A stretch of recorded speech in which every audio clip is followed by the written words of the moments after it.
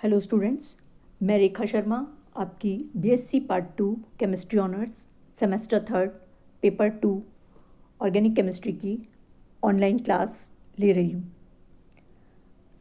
आज के इस लेक्चर में हम एल्डिहाइड्स और कीटोन्स की दो इम्पॉर्टेंट नेम रिएक्शंस को डिस्कस करेंगे, जिनमें से पहली है कैनिजारो रिएक्शन और इसमें हम क्रॉस कैनिजारो रिएक्शन और इंट्रामोलिकुलर कैनिजारो रिएक्शन के बारे में भी बात करेंगे। और सेकंड इंपॉर्टेंट रिएक्शन है manic reaction. Cannizzaro reaction formaldehyde और अन्य एल्डिहाइड जिनमें कि एक्टिव हाइड्रोजन एटम्स नहीं होते, कंसंट्रेटेड NaOH के साथ गर्म करने पर ऑटो ऑक्सीडेशन रिडक्शन द्वारा एल्कोहल्स और कार्बोक्सिलिक एसिड के लवणों का निर्माण करते हैं।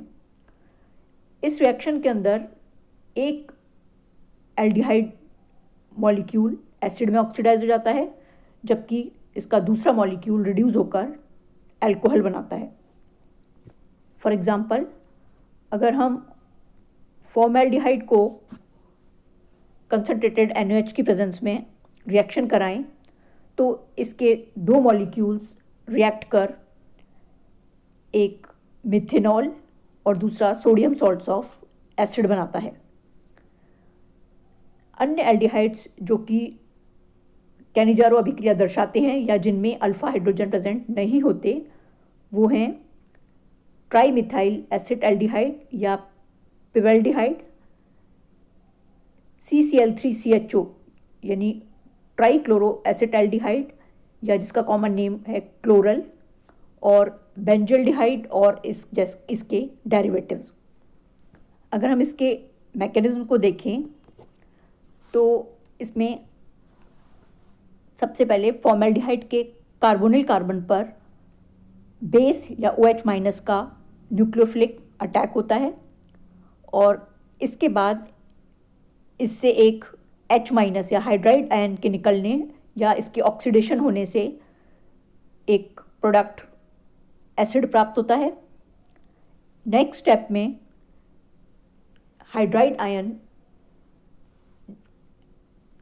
अल्कोहल के दूसरे मॉलिक्यूल पर ट्रांसफ़र हो जाता है और हमें मिथॉक्साइड आयन प्राप्त होता है। और इस रिएक्शन के अंदर ये जो H- आयन एल्डिहाइड पर जुड़ता है, यानी इसमें एक रिडक्शन रिएक्शन होती है। इसके बाद जो हमारा प्रोडक्ट एसिड है उससे एक H+ आयन मिथॉक्साइड आयन के ऑक्सीजन पर ट्रांसफ़र होता है, जिससे हमें प्रोडक्ट के रूप में एसिड एनायन और एक अल्कोहल यानी मिथेनॉल प्राप्त हो जाता है। तो इस रिएक्शन के अंदर एल्डिहाइड का एक अणु ऑक्सीडाइज होकर एसिड बना रहा है और साथ ही साथ उसका दूसरा अणु रिड्यूस होकर अल्कोहल के अंदर कन्वर्ट हो रहा है। क्रॉस कैनिजारो रिएक्शन, अगर रिएक्शन दो डिफरेंट एल्डिहाइड्स के बीच कराई जाती है तो इसे क्रॉस कैनिजारो या विषम कैनिजारो अभिक्रिया कहते हैं। फॉर एग्जांपल, फॉर्मल्डिहाइड और बेंजल्डिहाइड, इनकी रिएक्शन कंसंट्रेटेड NaOH की प्रेजेंस में कराने पर हमें प्रोडक्ट के रूप में बेंजिल अल्कोहल और सोडियम फॉर्मेट प्राप्त होते हैं। इस रिएक्शन के अंदर जब एक यौगिक फॉर्मल्डिहाइड होता है तो दूसरे एल्डिहाइड का अल्कोहल और फॉर्मेट आयन ही इस रिएक्शन में हमें प्राप्त होते हैं। इसका कारण है कि फॉर्मल्डिहाइड हाईली रिएक्टिव है और इस कारण जो OH- आयन है इसके ऊपर अटैक कर इसको फॉर्मेट आयन के अंदर ऑक्सीडाइज कर देते हैं। इसी तरह अगर रिएक्शन ट्राईमिथाइल एसिटल्डिहाइड और फॉर्मल्डिहाइड के बीच कराई जाए तो प्रोडक्ट के रूप में हमें नियोपेंटिल अल्कोहल और फॉर्मेट आयन प्राप्त होंगे। इंट्रामोलिक्यूलर कैनिजारो रिएक्शन, इस प्रकार की रिएक्शन के अंदर एक ही अणु में एक ग्रुप से हाइड्राइड आयन दूसरे ग्रुप पर ट्रांसफ़र हो जाता है।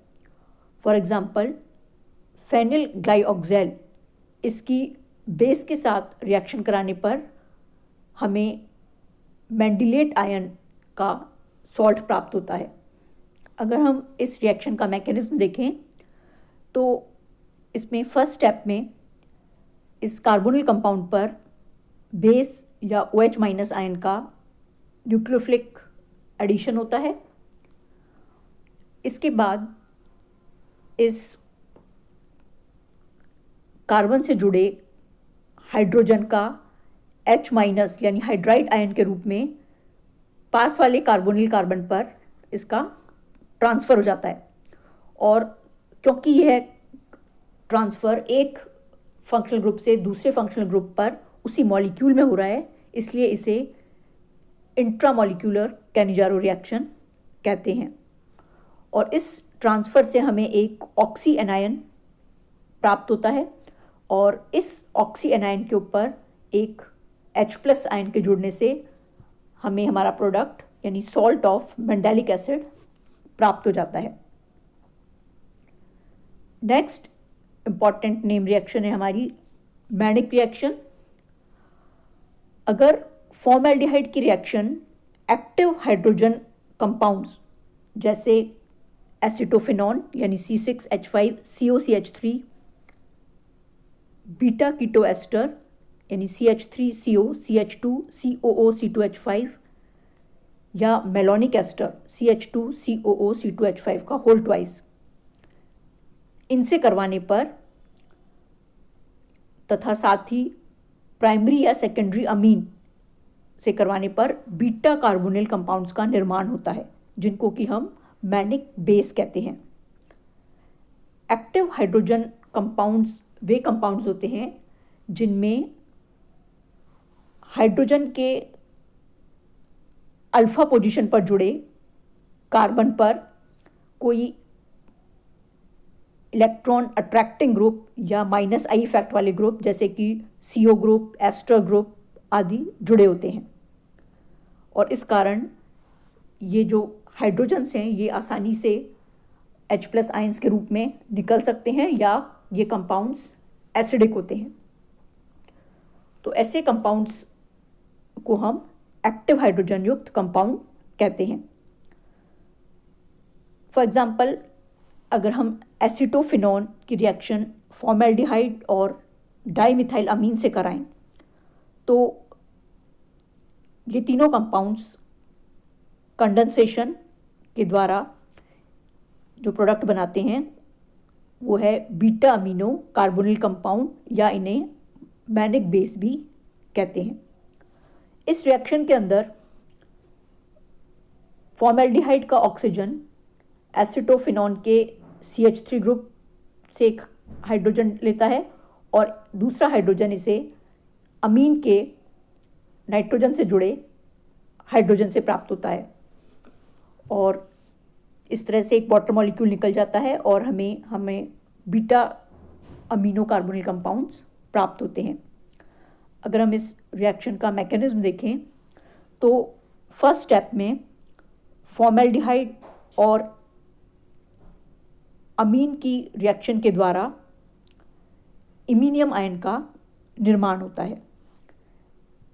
इसमें अमीन से जुड़ा हाइड्रोजन H+ के रूप में फॉर्मेल्डिहाइड के ऑक्सीजन पर ट्रांसफर हो जाता है, जिससे हमें एक कंपाउंड X प्राप्त होता है और इस कंपाउंड X के ऑक्सीजन पर H+ जुड़ने या इसके प्रोटोनेशन से हमें कंपाउंड Y प्राप्त होता है और इस कंपाउंड Y से एक वाटर मॉलिक्यूल निकलने से इमीनियम आयन प्राप्त होते हैं।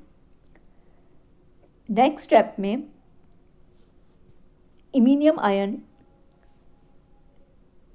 एसीटोन के इनोलेट एनायन पर अटैक करता है और इससे हमें हमारे कंपाउंड मैनिक बेस या बीटा अमीनो कार्बोनिल कंपाउंड्स प्राप्त होते हैं। Thank you.